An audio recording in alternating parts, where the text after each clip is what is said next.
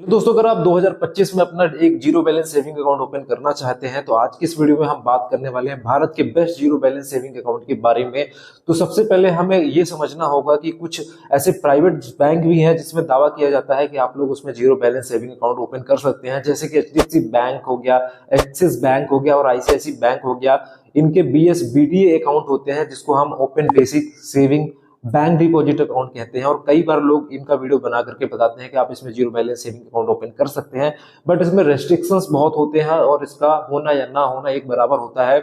इसीलिए यहाँ पे जनरली हम रिकमेंड करते हैं कि आप इन बैंकों में एक रेगुलर सेविंग अकाउंट ओपन करें, बजाय इसके कि आपको जीरो बैलेंस अकाउंट ओपन करना चाहिए, क्योंकि इसमें रेगुलर सेविंग अकाउंट ओपन करने में आप लोगों को काफी ज्यादा बेनिफिट्स मिल जाते हैं और ये अकाउंट्स आप लोगों के काफी ज्यादा काम भी यहाँ पे इमरजेंसी में आ सकते हैं। बट दिक्कत इसमें ये है कि इन जो प्राइवेट बैंक है जो अभी मैंने आपको बताया है, इसमें आप लोगों को मंथली एवरेज बैलेंस मेंटेन करने की जरूरत पड़ती है, जिसे हम एएमबी भी कहते हैं।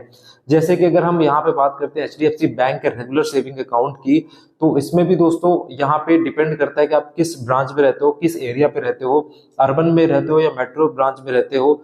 तो यहाँ पे आप लोगों को 10,000 रुपए एवरेज मंथली बैलेंस रखने की जरूरत होती है। वहीं पे अगर आप लोग सेबी अर्बन ब्रांच के पास रहते हो तो यहाँ पे अगर आपने अकाउंट ओपन कराया होता है उसमें, तो आप लोगों को मंथली यहाँ पे मिनिमम 5,000 रुपए के यहाँ पे बैंक में पैसे रखने होते हैं। वहीं पे अगर आपका गांव में बैंक है तो यहाँ पे एटलीस्ट 2,500 रुपए आपके अकाउंट में यहाँ पे मंथली होना चाहिए। इतना आप लोगों को यहाँ पे मेंटेन करके रखना पड़ेगा। वहीं पे अगर हम एक्सिस बैंक के सेविंग अकाउंट की बात करते हैं, इजी एक्सिस सेविंग अकाउंट, तो यहाँ पे अकाउंट में आप लोगों को मिनिमम 12,000 रुपए होना चाहिए। अगर आप लोग मेट्रो या अर्बन लोकेशन में रहे तो एटलीस्ट 5,000 रुपीज होने चाहिए। वहीं पे अगर आप सेबी अर्बन लोकेशन में रह रहे हो तो एटलीस्ट आपके अकाउंट में 2,500 रुपए यहाँ पे होना चाहिए दोस्तों। अगर मैं बात करता हूँ यहाँ पे आईसीआईसी बैंक में कितना हमें मंथली एवरेज बैलेंस रखना होता है रेगुलर सेविंग अकाउंट में दोस्तों, तो ये भी आपकी लोकेशंस में वेरी करता है। अगर आप लोग मेट्रो या फिर अर्बन एरियाज में रह रहे हो तो एटलीस्ट आपके अकाउंट में 10,000 रुपए होना चाहिए। वहीं पे सेबी अर्बन एरिया में रह रहे हो तो एटलीस्ट आपके अकाउंट में 5,000 होना चाहिए। वहीं पे अगर आप रूरल एरिया में रह रहे हो तो आपके अकाउंट में 2,000 रुपए। ये तो दोस्तों प्राइवेट बैंक्स की बात, जिसमें आप लोग जीरो बैलेंस के नाम पे कुछ नहीं कर सकते, नहीं खोल सकते। लेकिन चलिए अब बात करते हैं दोस्तों pure zero balance saving account के बारे में दोस्तों। तो यहाँ पे सबसे पहले यहाँ पे प्योर सेविंग बैंक अकाउंट की बात करते हैं जीरो बैलेंस का, तो एसबीआई का एक जीरो बैलेंस सेविंग अकाउंट आता है जो कि यहाँ पे 100% प्योर है जीरो बैलेंस सेविंग अकाउंट। अगर हम इसमें बात करते हैं तो इसके दो ऐसे अकाउंट है जिसमें आप लोग zero balance saving account open कर सकते हैं। सबसे पहला है एसबीआई का इंस्टा प्लस सेविंग अकाउंट। इसमें आप लोगों को फुल केवाईसी करनी होती है और योनो एप्लीकेशन के माध्यम से आप ये सारी चीजें कर सकते हो। घर बैठे अपना zero balance saving account SBI में ओपन कर सकते हो। वहीं पे दोस्तों एसबीआई का डिजिटल सेविंग अकाउंट भी होता है जिसमें आप लोगों को सेम प्रोसेस करनी है योनो एप्लीकेशन से, बट इसमें लास्ट में एक रेफरेंस नंबर जनरेट हो जाता है। इस रेफरेंस नंबर को आप लोगों को ब्रांच में लेके जाना होता है और वहां पे आप लोगों का फिर अकाउंट यहाँ पे ओपन किया जाता है।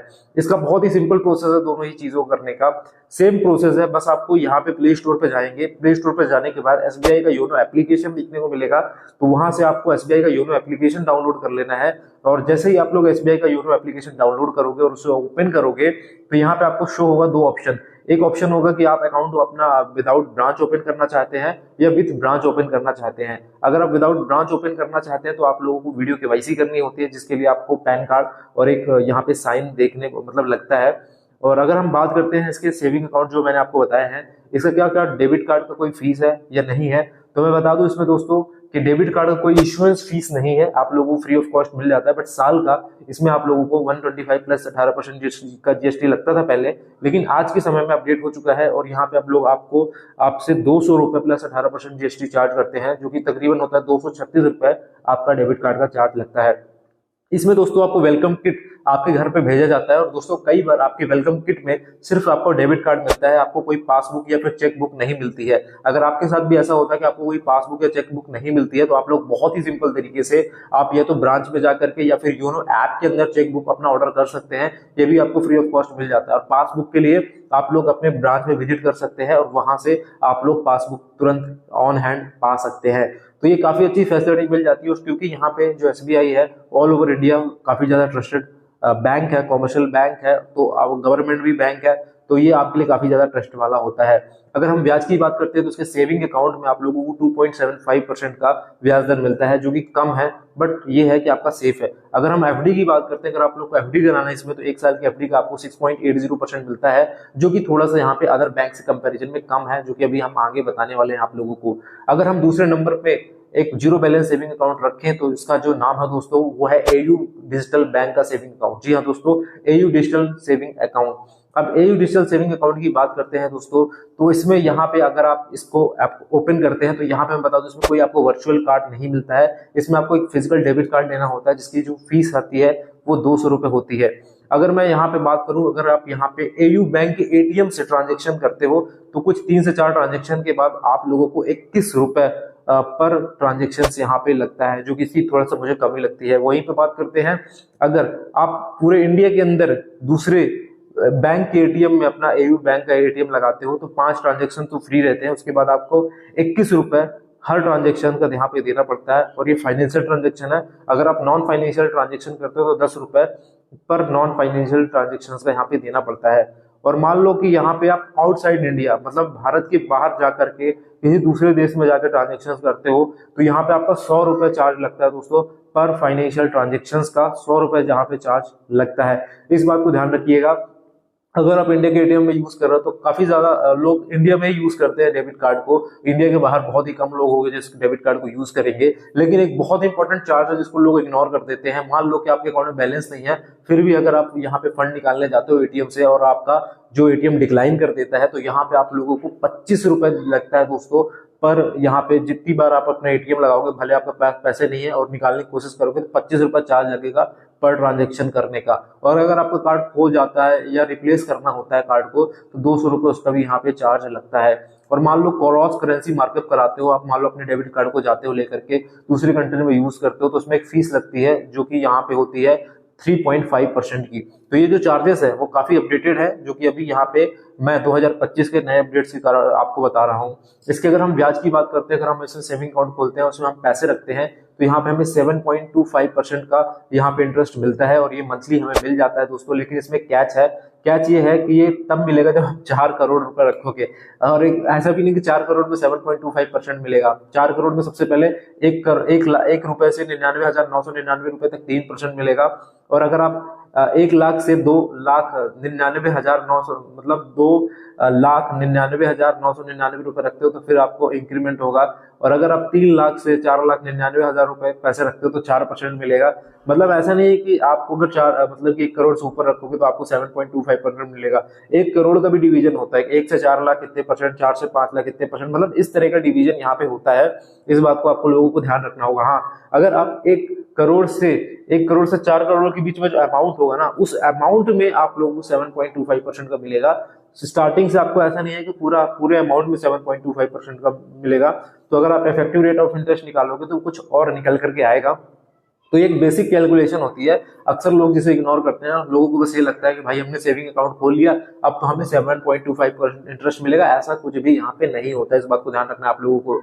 अगर हम थर्ड सेविंग अकाउंट की बात करें, जो बेस्ट सेविंग अकाउंट है तीनों में से दोस्तों, वो है जीरो यहाँ पे इंडस IND बैंक का डिलाइट सेविंग बैंक अकाउंट। जी हाँ दोस्तों, ये एक जीरो बैलेंस अकाउंट होता है जिसमें आपको फ्री वर्चुअल कार्ड मिलता है, जिसका आप लोग यूज कर सकते हो गूगल पे, फोन पे वगैरह में यहाँ पे। और इसमें आपको अलग से बेनिफिट्स भी मिलते हैं। अगर आप यहाँ पे मिंत्रा पे शॉपिंग करते हो, जोमेटो वगैरह में ऑर्डर करते हो, तो इसमें कैशबैक वगैरह भी मिलते हैं यहाँ पे। और अगर मैं बात करूँ इसमें, अगर आप अपना अकाउंट ओपन करते हैं तो सबसे अच्छी बात इस कंपनी की ये है कि आप आपका जो मोबाइल नंबर होता है उसी की तरह जस्ट सेम टू सेम आपका बैंक अकाउंट नंबर भी यहाँ पे होता है। इसमें यहाँ पे अगर मैं फिजिकल कार्ड अगर आपको लेना है तो यहाँ पे आपको 590 रुपए का चार्ज लगता है। मैं तो कहूंगा आज के समय में फिजिकल कार्ड की ज्यादा जरूरत होती नहीं, तो आप लोग फ्री ऑफ कॉस्ट में वर्चुअल कार्ड यूज कर सकते हो। अब इसमें कैच है दोस्तों कि ये जीरो बैलेंस सेविंग अकाउंट है, कोई भी पैसा नहीं मेंटेन करने की जरूरत है। बट आप लोगों को इसमें एक इनिशियल फंडिंग करनी होती है, तो 10,000 रुपीज की आप लोगों को अभी इनिशियल फंडिंग करनी होगी। भले आप 10,000 रुपीज डाल दो, डालने के बाद आप एक दिन बाद निकाल लो, आप कुछ भी करो, बाद में भले पैसे ना डालो, लेकिन ये है कि आपको एक बार इनिशियल फंडिंग यहाँ पे करनी होती है एटलीस्ट 10,000 रुपीज की। अब एक चीज मैं और बताना चाहूंगा, जो मैंने आपको एयू का डिजिटल सेविंग बैंक अकाउंट बताया था जीरो बैलेंस वाला, इसमें भी आप लोगों को इनिशियल फंडिंग करनी होती है 3 से 4,000 5,000 जितनी की भी करना चाहो, तो एक बार इनिशियल फंडिंग कर लो, एक दिन बाद निकाल भी लो उसको, कोई भी दिक्कत यहाँ पे नहीं है। तो यहाँ पे आप लोगों को मैं बता दूं एयू बैंक और यहाँ पे इंडस का जो डिलाइट बैंक है, इन दोनों में ही आप लोगों को इनिशियल फंडिंग करने की जरूरत पड़ती है। तो यहाँ पे मैं डिस्क्रिप्शन बॉक्स में सबसे इनमें से जो बेस्ट है तीनों में से, वो है यहाँ पे इंडस आईएनडी बैंक का delight saving account zero balance, क्योंकि इसमें यहाँ पे आपको वर्चुअल कार्ड की कोई फीस नहीं लगती है और साथ ही साथ में आप अनलिमिटेड ट्रांजेक्शन कर सकते हो इंडस आईएनडी बैंक के एटीएम से, इसमें आपको कोई नहीं लगेगा। अगर बैंक से आप अपने एटीएम में ट्रांजेक्शन करते हो तो यहाँ पे 3-4 ट्रांजेक्शन के बाद आपका चार्ज यहाँ पे लगने लगता है। तो तीनों में बेस्ट है, बिकॉज एयू का बैंक जो है वो एक स्मॉल फाइनेंस कैटेगरी के अंदर आता है और इंडस आईआईटी बैंक एक प्योर बैंक है। तो इस बेसिस पे हम कह सकते हैं कि जो प्योर बैंक है वो ज्यादा सेफ होता है। तो डिस्क्रिप्शन में मैं लिंक दे दूंगा, अगर आप चाहें तो अपना सेविंग अकाउंट ओपन कर सकते हैं जीरो बैलेंस। बाकी मिलते हैं अगले वीडियो में इसी तरह की इन्फॉर्मेटिव वीडियो के साथ। लेकिन एक प्यारा सा आप लोग कमेंट करके मेरे को ये बताओ कि आपका सेविंग बैंक अकाउंट अभी किसमें है या नहीं है, आप लोग कमेंट करके उसमें जरूर बताओ। वीडियो पसंद आए तो वीडियो को लाइक, चैनल को सब्सक्राइब करें। मिलते हैं अगले वीडियो इस तरह की इन्फॉर्मेटिव वीडियो के साथ।